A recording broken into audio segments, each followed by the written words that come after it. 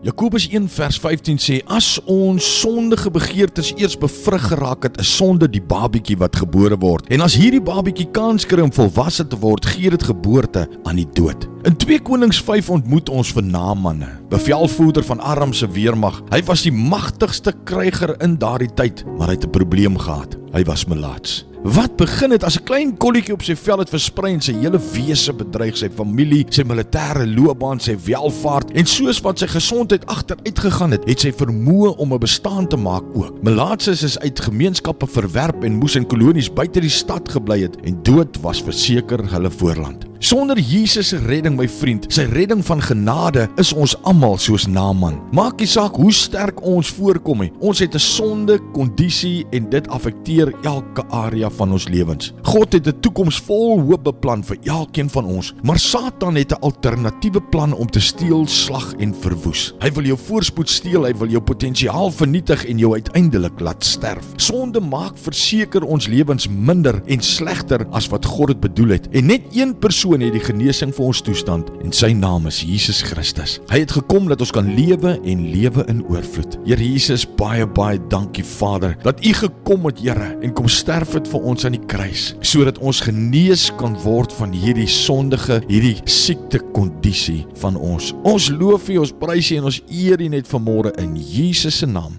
Amen.